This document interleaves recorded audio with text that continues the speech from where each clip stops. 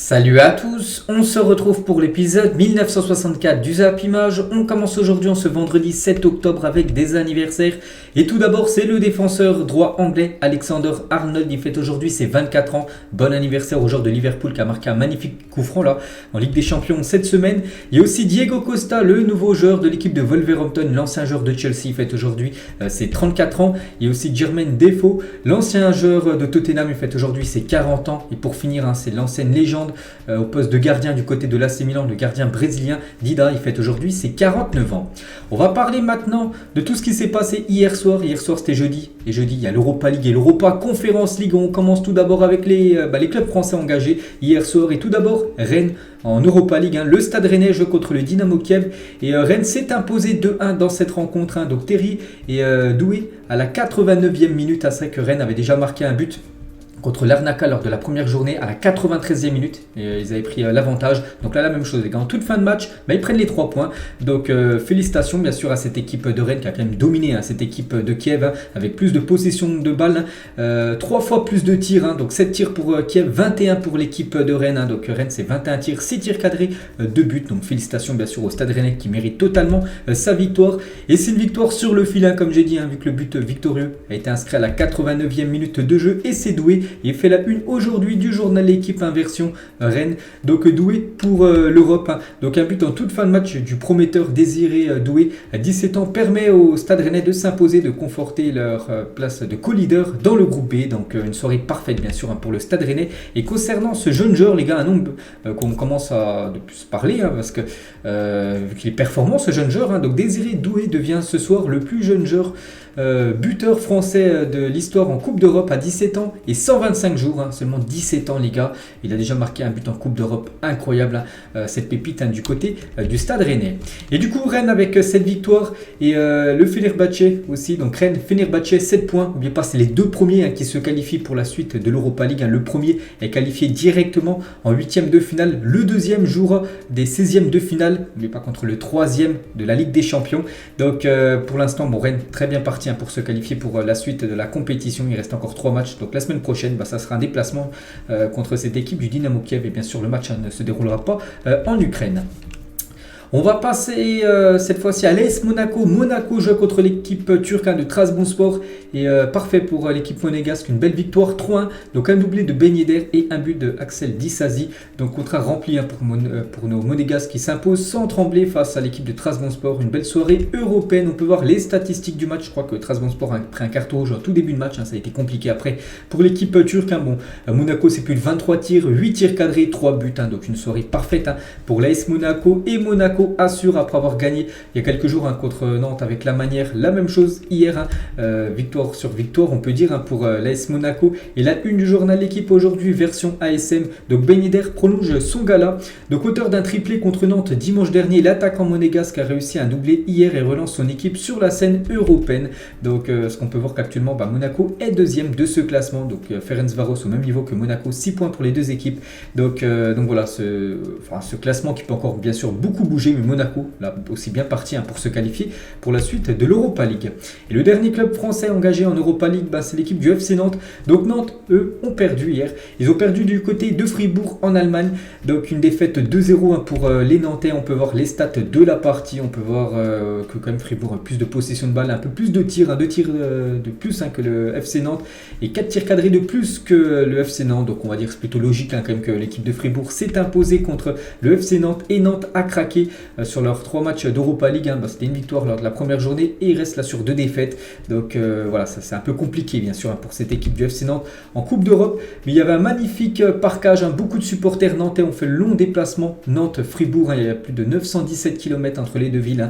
Donc des centaines de supporters ont fait les 917 km pour venir à Fribourg pour apporter leur soutien tout simplement aux Canaries. Ça n'a pas suffi, mais bien sûr, il y a une énorme passion, on le sait, du côté du FC Nantes. Et Nantes actuellement en 3e position avec 3 points. Donc ils peuvent toujours se qualifier, bien sûr. Ils peuvent faire 3 derniers matchs, 3 victoires. Puis ils auront bien sûr potentiellement une place qualificative pour la suite de l'Europa League. N'oubliez pas que cette 3e place, les gars, le 3e est reversé en Europa Conference League. Donc peut-être un objectif bien sûr pour le FC Nantes. Surtout ne pas terminer 4e parce que 4e c'est fini. Tu es exclu de toutes les coupes d'Europe.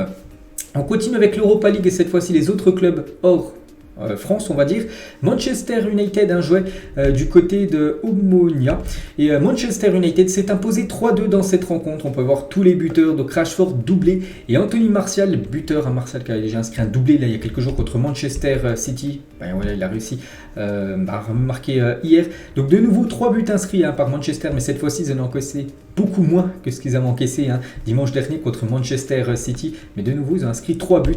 Donc les stats de la partie, donc voilà, Manchester a totalement dominé cette équipe de Omonia avec plus de 27 tirs, 8 tirs cadrés et 3 buts inscrits par Manchester United. Et Cristiano Ronaldo était titulaire pour ce match qui n'a pas marqué puisque c'est Rashford Martial, mais Ronaldo a joué le match entier et pas buteur, CR7. Donc il est toujours à 699 buts inscrits en carrière. Il attend de marquer ce 700e but, parce que c'est un nouveau cap bien sûr. Le prochain but inscrit par Cristiano Ronaldo. Donc il a beaucoup tenté mais il n'a pas réussi à marquer. En plus il a eu une occasion énorme, CR7. Regardez cette occasion, la 77e minute où son compatriote portugais Diogo Dalot lui centre, lui fait un petit centre. Donc là Ronaldo, on peut le voir, le gardien est quasiment battu, donc il a le but ouvert et il a tiré sur le poteau, Cristiano Ronaldo. Donc quand ça veut pas pour CR7. Donc incroyable le manque d'efficacité actuellement de Cristiano Ronaldo, parce qu'il y a quelques années quand il était du côté du Real, une action comme ça, c'était sûr ça finissait au fond des filets. Et Ronaldo les gars, sur son match hier, c'est 95% de passes réussies, 3 passes clés, 2 grosses occasions créées, 9 tirs, mais aucun but inscrit, une passe décisive les stades de CR7 ce soir face à Omonia. Donc voilà, actuellement Cristiano Ronaldo, on regarde depuis qu'il est revenu de vacances, souvenez-vous, il était revenu très tard avec Manchester United.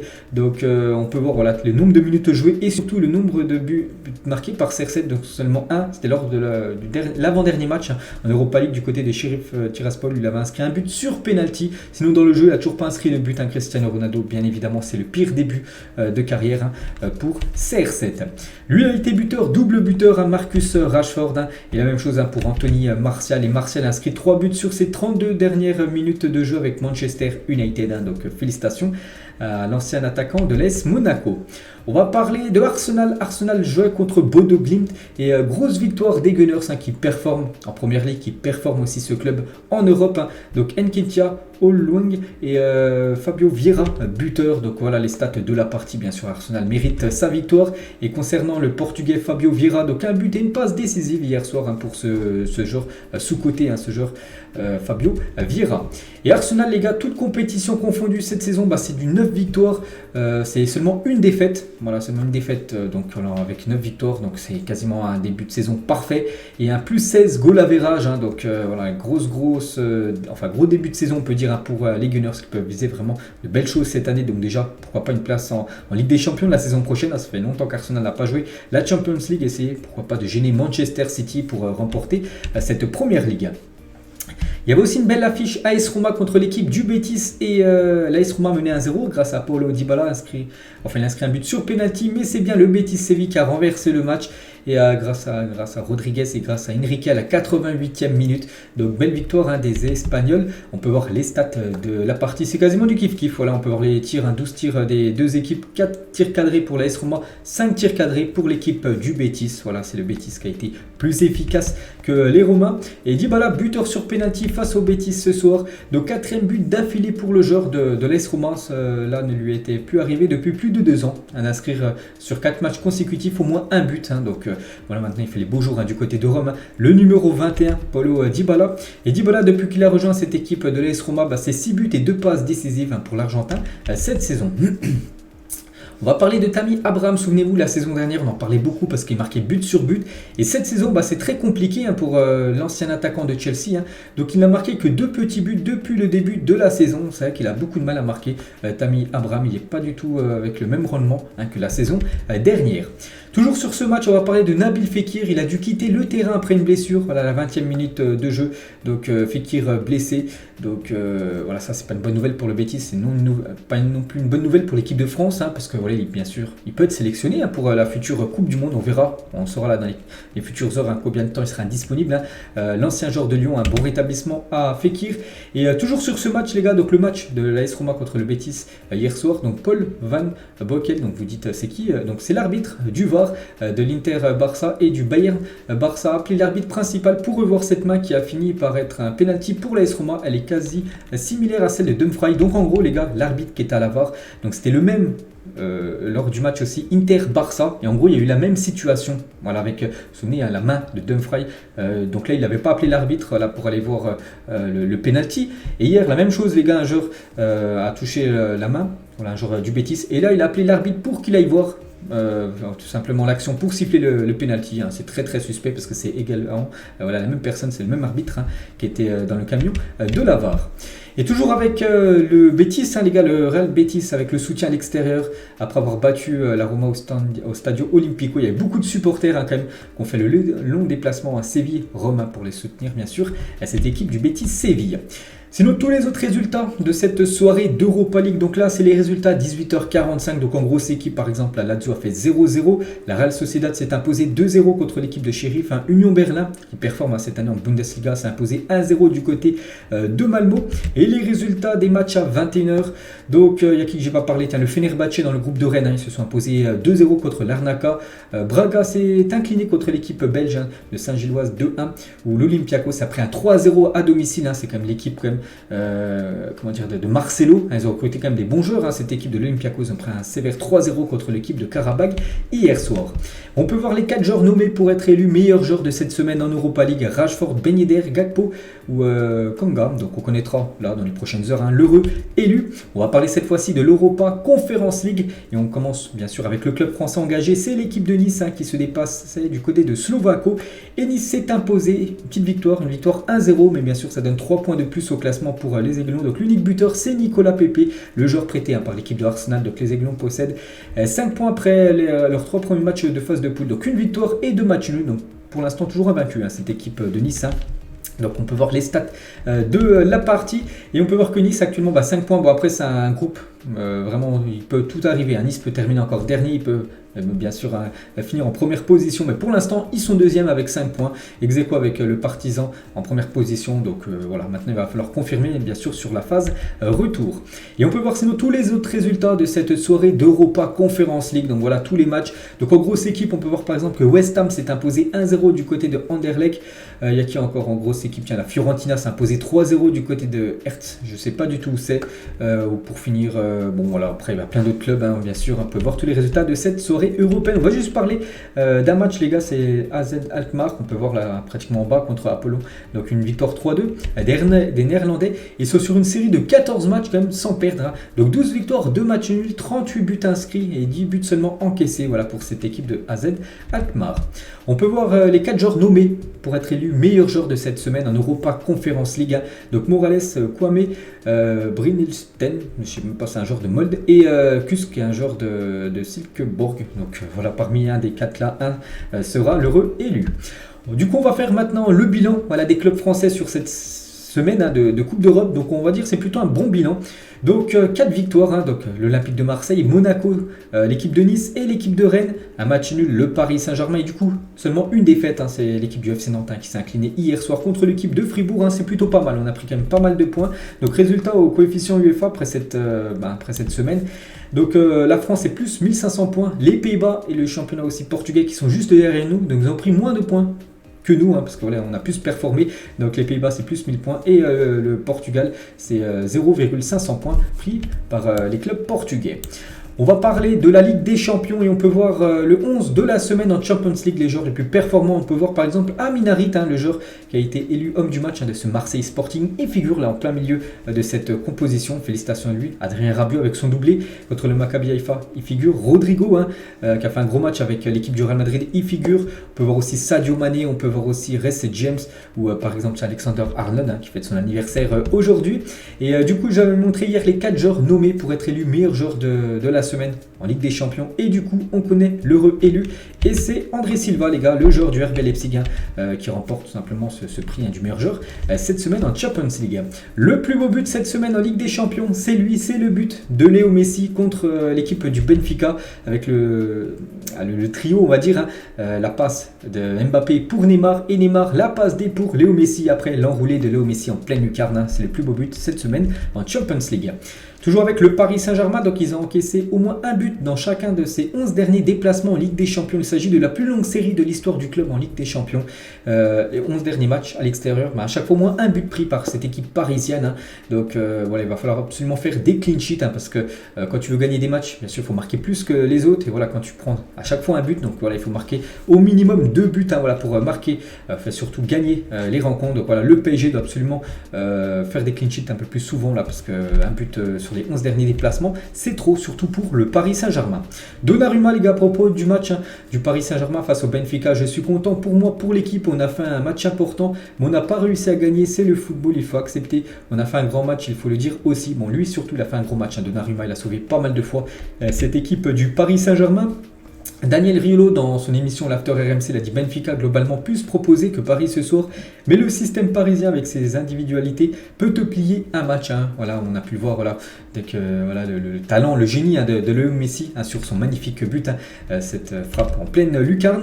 On va parler de Neymar, les gars. Donc cette saison Ligue des Champions, donc ces 3 matchs, il a parcouru plus de 30 km. Donc vous dites, est-ce que c'est beaucoup, est-ce que c'est pas beaucoup? Donc c'est plutôt pas mal, surtout par rapport aux saisons dernières. Donc c'est en moyenne 1 km de plus par match comparé aux 2 dernières saisons. Donc voilà, un Neymar, on le voit beaucoup plus courir là lors des matchs cette saison que lors des matchs de Ligue des Champions les saisons passées. On va parler de Nuno Mendes qui s'est blessé, on le sait, lors du match contre le Benfica. Et du coup, il va être forfait entre 3 et 4 semaines. Donc en gros, il va être forfait un mois. Nuno Mendes, donc il est blessé aux ischio. Le Portugais ne sera donc pas disponible pour le Classico face à Marseille, prévu le 16 octobre prochain, là, dans 9 jours exactement, un dimanche prochain. Donc voilà, un gros coup dur, parce que Nuno Mendes, c'est bien évidemment un cadre du côté de Paris. On va parler de Naples, qui devient la première équipe italienne à marquer plus de 10 buts lors des 3 premières journées de Champions League. N'oubliez pas qu'ils ont gagné 6-1 du côté de l'Ajax Amsterdam. Ils avaient infligé aussi 4 buts à l'équipe de Liverpool. Puis là, ils sont déjà à 13 à plus de 10 buts en 3 journées. C'était jamais arrivé pour une équipe italienne. Regardez tous les gros joueurs quand même qui ont performé cette semaine en Ligue des Champions, qui ont reçu le trophée d'homme du match. Donc on peut voir du Bellingham, on peut voir Jack Grealish, on peut voir Angel Di Maria ou même Sadio Mané ou même Salah Nagou. Bon, il y en a des autres, bien sûr. Par exemple, il y a Marco Verratti qui n'est pas sur cette photo. Regardez le programme aujourd'hui, donc c'est la fin, voilà, il n'y a plus de matchs européens, ça reprend dès mardi prochain. Mais ce soir, il y a des matchs des gros championnats en Allemagne, Hoffenheim contre le Werder, en Liga Osasuna Valence, en Liga Lyon contre Toulouse. On peut voir aussi une affiche du côté du championnat néerlandais. On va parler, nous, de Lyon-Toulouse. Et la une du journal L'équipe aujourd'hui, version Lyon, la révolte ou le chaos. Donc Lyon qui reste sur 4 défaites d'affilée en Ligue 1, doit absolument gagner. Un nouveau revers pourrait être fatal à son entraîneur Peter Bosz. C'est vrai que ce soir-ci, à défaite en plus à domicile pour Lyon contre l'équipe de Toulouse, qui est une équipe promue quand même. Donc voilà, Peter Bosz sera certainement licencié dans le week-end. Et surtout, il faut stopper l'hémorragie. 4 défaites d'affilée pour Lyon. On l'avait dit, c'était plus arrivé depuis 1991. Donc voilà, actuellement, voilà, rien ne va plus. Parce que voilà, ils enchaînent les défaites. Victoire obligatoire des Lyonnais ce soir contre le TFC. On va parler de ce joueur, le cyborg, le joueur Erling Haaland, bien sûr, qui a des stats monstrueuses cette saison. Et Haaland sera actuellement le joueur le mieux payé de l'histoire de la Première Ligue. Donc d'après des infos, donc son salaire serait de 1 022 000 euros par semaine. C'est par semaine, c'est même pas par mois. Soit plus de 4 88 000 euros par mois. Au total, le Norvégien gagnerait plus de 49 millions d'euros par an avec son salaire, son contrat du côté de Manchester City, bien sûr, s'il a ça. Voilà, ce serait l'un des joueurs les mieux payés au monde. Bon, il y a quand même, par exemple, Mbappé qui touche plus, mais peut-être il serait devant Messi, il serait, je pense, à la 2e position derrière Mbappé, qui a lui le plus gros salaire actuellement au monde en tant que footballeur. Mais bon, là, ce serait le jackpot s'il toucherait ça. Erling Haaland, toujours avec lui, donc avant d'être retiré, une pétition ayant recueilli plus de 2 millions de votes avait été mise en ligne par des Anglais. Le titre: exclure Haaland de la Première Ligue parce que c'est un robot, en gros. Donc voilà, il y a eu beaucoup de signatures. Donc là, c'était à plus de 400 000. Et en tout, il y a quasiment 2 millions. Donc du coup, la pétition a été enlevée, parce que je sais pas pourquoi. Bref, voilà, beaucoup de personnes voulaient exclure Haaland parce qu'en gros, il est en train de tout écraser actuellement du côté de l'Angleterre. Et Guardiola sur la sortie d'Haaland, n'oubliez pas le match contre Copenhague, il est sorti à la mi-temps. Donc pourquoi il n'a pas joué le match entier? Donc Guardiola l'a dit, il a joué beaucoup de minutes récemment, donc ce n'était pas mal de pouvoir le faire souffler. Si le match avait été plus indécis, il aurait continué à jouer, mais c'était mieux qu'il se repose avant d'affronter Southampton ce week-end en Première Ligue. On va parler d'un autre joueur de Manchester City, c'est Kyle Walker, qui a subi hier une opération à l'aine. Sa présence au Qatar pour la Coupe du Monde 2022 est incertaine du côté de la sélection anglaise. Donc on peut le voir, voilà une photo qu'il a publiée sur son compte Twitter. On peut le voir à l'hôpital tout simplement. Donc il s'est fait opérer, tout s'est bien passé, mais bien sûr maintenant il doit se rétablir. Et pour l'instant il est incertain pour jouer cette Coupe du Monde, le défenseur droit Kyle Walker. On va parler d'un autre joueur qui s'est blessé. C'était avant-hier avec l'équipe de Chelsea contre l'équipe de l'AC Milan. C'est un Français, c'est Wesley Fofana. En plus il a été buteur dans cette partie. Et Wesley Fofana souffre d'une entorse au genou et sera forfait un mois. Donc voilà, il devrait faire son retour début novembre. Wesley Fofana. Et bien sûr, on lui envoie beaucoup de force et bon rétablissement à lui. Regardez ce trio les gars, actuellement c'est le 4e trio le plus performant en Europe, toute compétition confondue. Nkunku c'est 9 buts, Timo Werner c'est 6 buts et André Silva c'est 4 buts, 19 buts au total pour ces 3 là. Le 3e trio le plus performant c'est le trio du Bayern Munich, 22 buts pour ces 3 là, donc Sané, Musiala et Mané.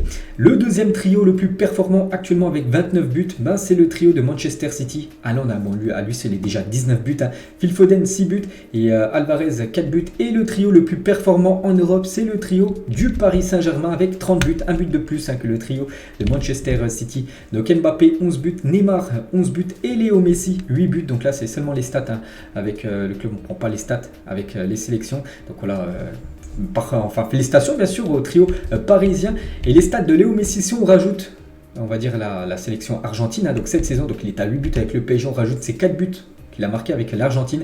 Donc c'est 15 matchs, 12 buts et 8 passes D pour Léo Messi depuis août, donc encore un gros début de saison pour la Pulga.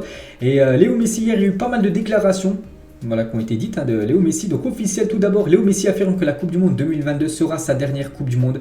Donc si c'est mon dernier mondial, oui, il ne fera pas la Coupe du Monde normalement. Après il peut revenir toujours sur sa décision dans le futur, mais cette Coupe du Monde là dans quelques semaines les gars, ça sera sa dernière Coupe du Monde. Voilà pour la légende Léo Messi.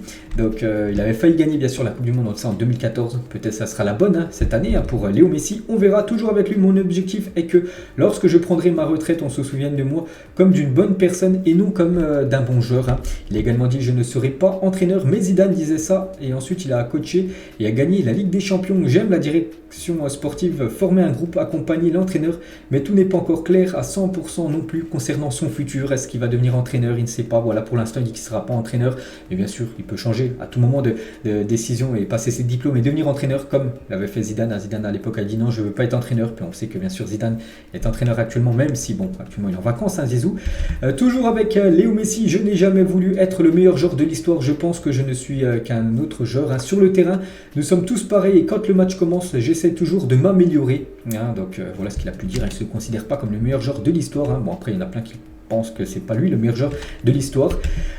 Toujours avec Léo Messi, quand nous avons gagné la Copa América, je ne pouvais pas y croire, je ne savais pas comment l'expliquer, mais c'était comment dire, ça y est, ce dont j'avais besoin m'a été donné. C'était l'un des buts dont j'avais besoin pour essayer de tout fermer, pour finir on va dire sa carrière. Il manquait seulement ce titre avec l'Argentine. Il avait perdu beaucoup de finales de Copa América, il avait perdu une finale de Coupe du Monde 2014 et enfin cette Copa América était dans les mains de Léo Messi. C'était en 2021, l'année dernière.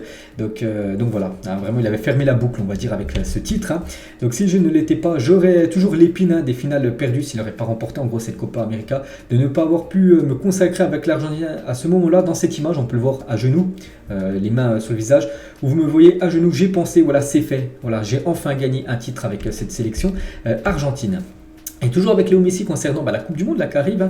Je compte les jours pour la Coupe du Monde, il y a un peu d'anxiété et des nerfs à vouloir que ce soit déjà le cas. Je ne pense pas que l'Argentine soit la grande favorite car il y a des équipes qui sont au-dessus de nous. Mais nous, on peut battre n'importe qui. C'est vrai qu'oubliez pas que l'Argentine, c'est sur 35 matchs d'affilée sans défaite. Ils sont très proches du record mondial et du record, c'est le record de l'Italie. Donc voilà, c'est quand même peut-être pas une équipe favorite, mais un gros outsider cette équipe argentine.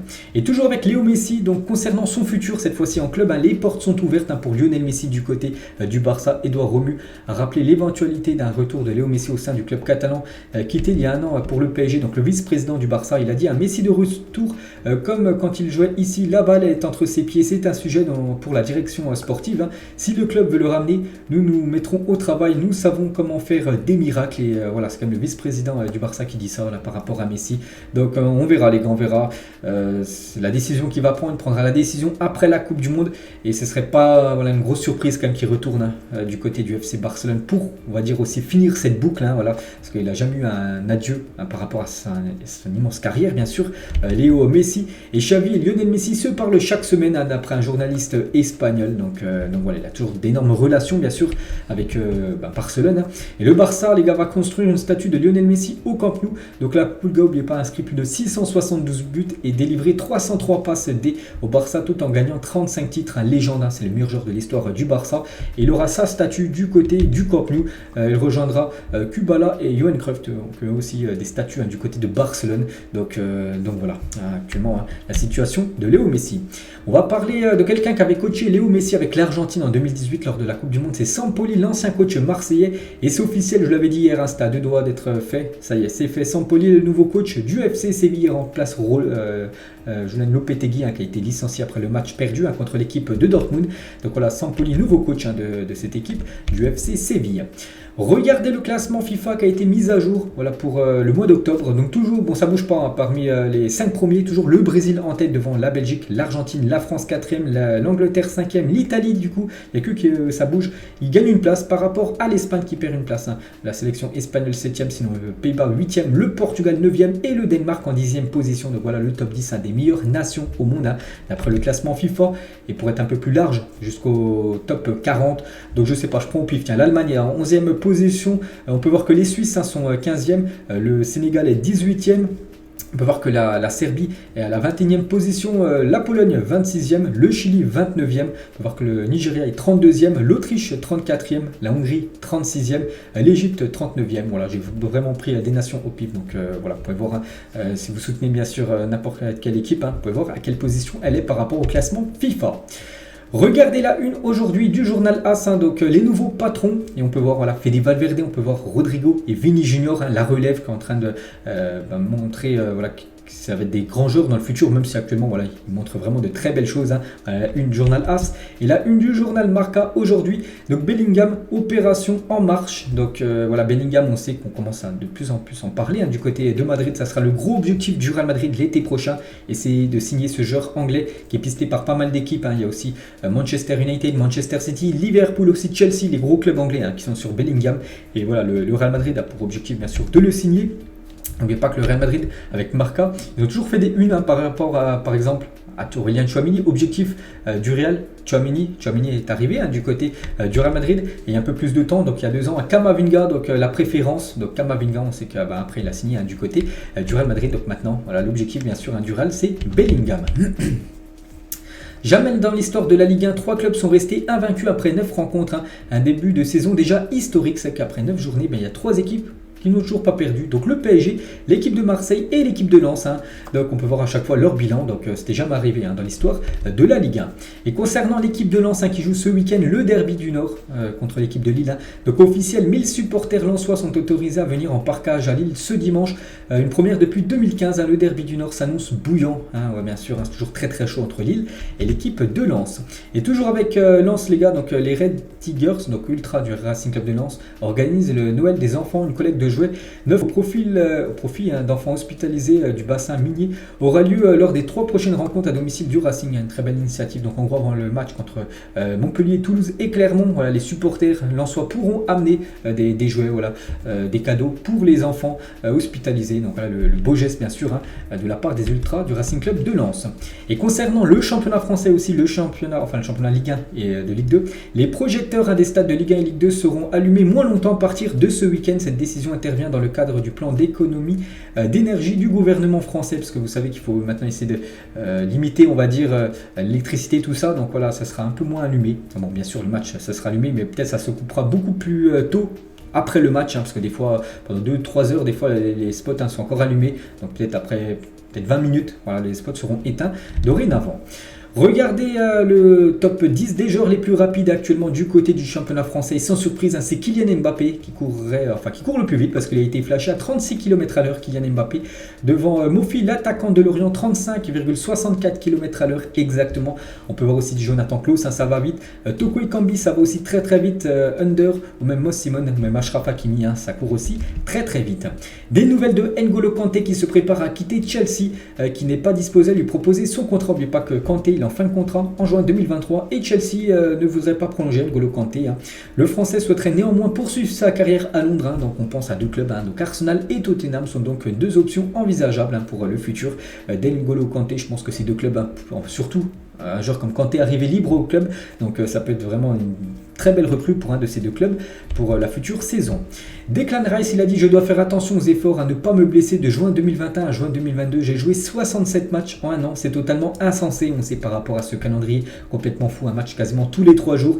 Et il a dit, hein, pour l'instant, lui, il a la chance parce qu'il n'a pas été blessé lors de la saison dernière. Mais voilà, il doit faire très très attention, hein, parce que lui, bien sûr, il va être sélectionné pour l'Angleterre, hein, pour jouer la Coupe du Monde. Donc bien sûr, il fait très très attention à ses efforts chaque match. Et la même chose pour Thiago Silva, il a dit: on a trop de matchs avant le mondial. Si je ne me trompe pas, il reste 13 matchs avant le mondial. C'est dingue, franchement c'est dingue. On n'a pas la capacité de pouvoir jouer tous ces matchs, hein, voilà, avec ce calendrier complètement fou, bien sûr, hein, vu qu'il y a la Coupe du Monde en plein milieu de la saison. Guti, les gars, une ancienne légende du Real Madrid, il a dit: le penalty non sifflé en faveur du Barça est une erreur impardonnable, hein, parce que même lui, si c'est un ancien joueur du Real, donc il soutient à fond le Real Madrid, il dit bien sûr qu'il y avait penalty pour le FC Barcelone, hein, sur cette action qui a beaucoup fait parler en Espagne ces derniers jours. Des joueurs du FC Séville auraient proféré des insultes racistes envers Abdoulaye Kamara lors du match face à Dortmund en Youth League. Le BVB a déposé une plainte auprès de l'UEFA et menace de quitter le terrain lors du match retour, hein, donc voilà encore des tristes infos qu'on n'aime pas voir, les gars. Donc une petite info concernant ce joueur qui aurait été insulté, enfin il aurait reçu des insultes racistes des joueurs du FC Séville, hein. Donc là c'est dans les catégories jeunes, hein, c'est de la Youth League, hein, la Ligue des Champions junior. On va parler de El Shaddai Bichouabou, donc un jeune joueur du Paris Saint-Germain, a pris des cours d'espagnol pour être plus à l'aise dans le vestiaire du Paris Saint-Germain. De Keylor Navas, il a dit: pas besoin de parler français dans le vestiaire, tout le monde parle espagnol, hein. C'est pas le français la langue principale dans le vestiaire parisien, c'est quand même l'espagnol, mais pas que Paris, hein. C'est bien sûr en France, donc normalement ça devrait être le français la langue principale. Non les gars, c'est l'espagnol, hein, où bien sûr tout le monde communique. Payet qui se moque d'Isaac Touré totalement gratuitement en story. Donc voilà la dernière story, hein, de Dimitri Payet et Isaac Touré, hein, son collègue marseillais, bien sûr, le défenseur Isaac Touré, hein, bon, qui joue très très peu comme du côté de Marseille depuis son arrivée lors du dernier mercato. Regardez l'équipe FUT de Freeze Corleone, donc c'est un rappeur, je pense, hein, que la plupart reconnaissent. Donc lui il joue à FIFA, les gars, donc à FIFA Ultimate Team, et regardez sa magnifique équipe là, vu qu'il a posté, hein, bien sûr son équipe, hein, sur ses réseaux sociaux avec des énormes joueurs. On peut voir Haaland, on peut voir aussi Sadio Mané, on peut voir Rudiger, on peut voir aussi Koulibaly ou même Franck Kessié, ou même Fede Valverde pour être complet. La passion des Milanais, donc voilà, il y a des restos, des bars avec on va dire des sièges personnalisés AC Milan, hein, donc le devant et le derrière du maillot avec Ibrahimovic. On peut voir aussi le siège en face, les gars, c'est le légendaire Tony Montana, hein, dans le film Scarface. Incroyable dessin de Vinny Junior signé par cet artiste. Regardez, on dirait vraiment, on dirait que c'est une photo tellement que c'est bien fait. Donc regardez, hein, ça c'est fait au crayon, tout ça, hein, donc c'est pas une photo, les gars, c'est un dessin, et on peut voir, voilà, que c'est magnifiquement réalisé, hein. Immense talent. Et on finit aujourd'hui, les gars, avec une triste nouvelle. Donc on l'a appris hier, hein, Gian Piero Ventron, donc l'actuel préparateur physique, hein, de Tottenham et ancien membre des staffs de la Juventus, est décédé à l'âge de 62 ans. Il avait notamment participé au façonnement athlétique de Zinedine Zidane à son arrivée à Turin en 1996, hein. Donc on l'a appris hier, hein, qu'il est décédé, le préparateur physique de Tottenham, hein. Donc bien sûr, grosse pensée à lui, grosse pensée à sa famille. Donc voilà, les gars, la fin de cet épisode. J'espère que ça vous a plu. On se retrouve demain pour le prochain numéro. Ciao à tous.